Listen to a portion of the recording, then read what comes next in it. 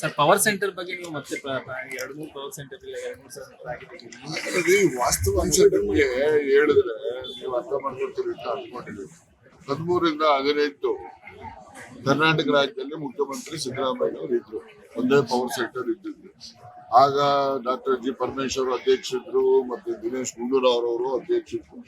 ಅವರು ಎಲ್ಲರೂ ಕೂಡ ಒಂದು ರೀತಿಯಲ್ಲಿ ಹೊಂದಾಣಿಕೆಯಿಂದ ಎಲ್ಲ ತೀರ್ಮಾನಗಳನ್ನ ತೆಗೆದುಕೊಳ್ತಾರೆ. ಈಗ ಪವರ್ ಸೆಂಟರ್ ಅಧ್ಯಕ್ಷದ ಒಂದು ಪವರ್ ಸೆಂಟರ್ ಇದೆ, ಇವ್ರದೊಂದು ಪವರ್ ಸೆಂಟರ್ ಇದೆ, ದೆಹಲಿನಲ್ಲಿ ಒಂದು ಪವರ್ ಸೆಂಟರ್. ನಮ್ಮನ್ನೆಲ್ಲರೂ ಕೂಡ ಸರಿದಾರಿಗೆ ತಗೊಂಡು ಹೋಗುವಂತ ಕೆಲಸ ದೆಹಲಿಯವರು ಮಾಡ್ತಿರ್ತಾರೆ. ಅದು ಒಂದು ಪವರ್ ಸೆಂಟರ್. ಹೀಗಾಗಿ ಪವರ್ ಸೆಂಟರ್ಗಳು ಹೆಚ್ಚೆಚ್ಚು ಆದಂಗೆ ಯಾವನೇ ಒಬ್ಬ ಮನುಷ್ಯ ಏಕಪಕ್ಷೀಯವಾಗಿ ತೀರ್ಮಾನ ತೆಗೆದುಕೊಳ್ಳಕ್ ಆಗೋದಿಲ್ಲ. ಆ ರೀತಿ ಇರೋದ್ರಿಂದ ಎಂತವ್ರಿಗೂ ಕೂಡ ಕೆಲವೊಮ್ಮೆ ನಿರ್ಧಾರಗಳನ್ನ ಪ್ರದಕ್ಷಿಣ ತೆಗೆದುಕೊಳ್ಳೋದಕ್ಕೆ ತೊಂದರೆ ಆಗ್ತದೆ. ಸಿಎಂಗೂ ಕಷ್ಟ ಆಗ್ತಿದೆ ಸರ್.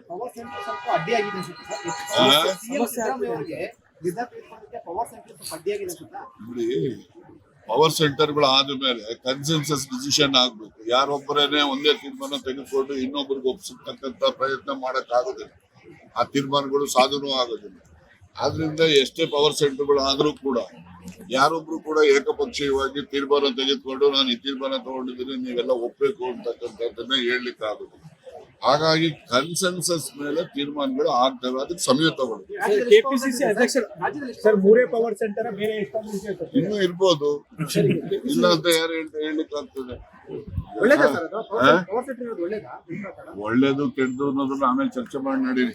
ಕೆಲವೊಮ್ಮೆ ಒಳ್ಳೇದು ಆಗ್ತದೆ, ಕೆಲವೊಮ್ಮೆ ಕೆಟ್ಟದು ಆಗ್ತದೆ. ತೆಗಿಬೇಕು ಅಂತ ಏನಾದ್ರು ಸಲಹೆ ಕೊಡ್ತೀರಾ ಅಂತ ಸರ್? ಪವರ್ ಸೆಂಟರ್ ಮೂರು ಪವರ್ ಸೆಂಟರ್ ಒಂದೇ ಪವರ್ ಸೆಂಟರ್ ಮಾಡಬೇಕು ಇಲ್ಲ, ಇನ್ನೂ ಒಂದೆರಡು ಜಾಸ್ತಿ ಆಗ್ಲಿ ಅಂತ ನನ್ನ ಆಶಯ. ಸರ್ ಬಿ ಆರ್ ಪಾಟೀಲ್ ಅವರೆಲ್ಲ ಕರೆಸಿ ಮಾತಾಡಿದ್ದಾರೆ. ನಿನ್ನೆಲ್ಲ ಮಾತಾಡ್ಬಿಟ್ರಿ. ಬಿ ಆರ್ ಪಾಟೀಲ್ ಮನೀಷಾ ಅವರು ಸಮಾಜವಾದಿ ಹಿನ್ನೆಲೆಯಲ್ಲಿ ಅವರು ಡಾಕ್ಟರ್ ರಾಮ್ ಮನೋಹರ್ ಲೋಹಿಯಾ ತತ್ವಗಳನ್ನ ಇಟ್ಕೊಂಡು ಬಂದಿರ್ತಕ್ಕಂಥ ಅವ್ರು ಏನೇ ಒಂದು ಮಾತಾಡಿದ್ರು ಕೂಡ ಅದನ್ನ ಯಾರು ಲಘುವಾಗಿ ತೆಗೆದುಕೊಳ್ಳೋದು. ಸಿಎಂ ಅವರು ಬಹಳ ಆತ್ಮೀಯ ಸ್ನೇಹಿತರು, ಹೋಗೋ ಬಾರೋ ರೀತಿಯಲ್ಲಿ ಮಾತಾಡ್ತಕ್ಕಂಥವ್ರು. ಅದು ಅವರಲ್ಲಿ ಆತ್ಮೀಯತೆ ಇದೆ. ಆತ್ಮೀಯತೆ ಹೆಚ್ಚಾಗಿ ಏನಾದ್ರು ಮಾತಾಡಿರ್ಬೋದು ಬಿ ಆರ್ ಪಾಟೀಲ್. ಅದಕ್ಕೆ ಹೆಚ್ಚು ಮಹತ್ವ ಕೊಟ್ಟು ಅವ್ರವ್ರಿಗೆ ಬಹಳ ವ್ಯತ್ಯಾಸ ಬಂದ್ಬಿಟ್ಟಿದೆ ಅಂತ ಹೇಳಿ ವ್ಯಾಖ್ಯಾನ ಮಾಡ್ತಕ್ಕಂಥದ್ದು ಸರಿಯಾದಲ್ಲ. ಸಚಿವರು ಸಿಕ್ಕಿಲ್ಲ ಅಂತ ರಾಜ್ಯಕ್ಕಾಗಿ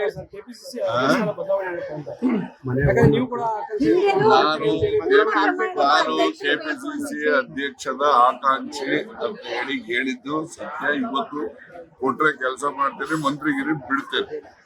ಆಗ್ಬೇಕು ಅಂತ ಹೇಳ್ತಾರೆ ಸರ್. ಈ ಸಂದರ್ಭದಲ್ಲಿ ಕೆಪಿಸಿಸಿ ಅಧ್ಯಕ್ಷ ಬದಲಾವಣೆ ಆಗ್ಬೇಕು. ನಾನು ಯಾವ ಅಧಿಕಾರ ಯಾವತ್ತೂ ಕೇಳಿದವರಲ್ಲ. ಅಧಿಕಾರ ಯಾವುದೇ ನನಗೆ ಬಂದರೂ ಕೂಡ ಆ ಜವಾಬ್ದಾರಿಯನ್ನ ಸಮರ್ಪಕವಾಗಿ ನಿರ್ವಹಿಸ್ತಕ್ಕಂಥ ಒಂದು ಶಕ್ತಿ ನನಗೆ ನಮ್ಮ ಕ್ಷೇತ್ರ ಜನ ಕೊಟ್ಟಿದೆ. ಸರ್ ರಾಜ್ಯಕ್ಕಾಗಿ ಮಂತ್ರಿಗಳ ಕೈಗೆ ಸಿಕ್ತಿಲ್ಲ ಅನ್ನೋ ಅಸಮಾಧಾನ. ರಾಜ್ಯಕ್ಕಾಗಿ ನೋಡಿ, ಅವರು ಸೀನಿಯರ್ ಸದಸ್ಯರು. ಅವರು ಯಾವಾಗಲೂ ವಾರದಲ್ಲಿ ಒಂದು ದಿವಸ 2 ದಿವಸ ಬೆಂಗಳೂರಿಗೆ ಬರ್ತಾರೆ. ಬರೋ ದಿವಸ ಅವ್ರೇನು ಎಲ್ಲ ಸಚಿವರು ಸಿಗ್ತಾ ಇಲ್ಲ ಅಂತ ಹೇಳ್ತಾ ಇಲ್ಲ, ಕೆಲವು ಸಚಿವರು ಸಿಗ್ತಾ ಇಲ್ಲ ಅಂತ ಹೇಳ್ತಾರೆ. ಅವ್ರು ಕೆಲವು ಸಚಿವರು ಸಿಗ್ತಾ ಇಲ್ಲ ಅಂತಕ್ಕಂಥ ವಿಚಾರ ಏನ್ ಪ್ರಸ್ತಾಪ ಮಾಡ್ತಾರೆ ಅದನ್ನ ಪಕ್ಷದ CLP ಸಭೆಯಲ್ಲಿ ಪ್ರಸ್ತಾಪ ಮಾಡಿದ್ರೆ ಯಾರೆಲ್ಲ ಸಚಿವರು ಲೋಪ ಎಸಗಿದ್ದಾರೆ ಅವರೆಲ್ಲ ಸರಿಪಡಿಸ್ಕೊಳ್ಳಿಕ್ಕೆ ಅನುಕೂಲ. ಕನ್ನಡಿಗರ ಮೆಚ್ಚಿನ ನಿಮ್ಮ ನ್ಯೂಸ್ 18 ಕನ್ನಡ ಈಗ ವಾಟ್ಸ್ಆಪ್ನಲ್ಲಿಯೂ ಲಭ್ಯ. ಕರ್ನಾಟಕ ಮತ್ತು ದೇಶ ವಿದೇಶದ 360 ಡಿಗ್ರಿ ಸುದ್ದಿ ವಿವರವನ್ನ ನೀವು ನಿಮ್ಮ ಕೈ ಬೆರಳುಗಳಲ್ಲಿಯೇ ಪಡೆಯೋದಿಕ್ಕೆ ಈ QR ಕೋಡ್ ಅನ್ನ ಸ್ಕ್ಯಾನ್ ಮಾಡಿ. ನಮ್ಮ ಚಾನೆಲ್ ಅನ್ನ ಫಾಲೋ ಮಾಡಿ, ನೋಟಿಫಿಕೇಶನ್ ಆನ್ ಮಾಡಿ.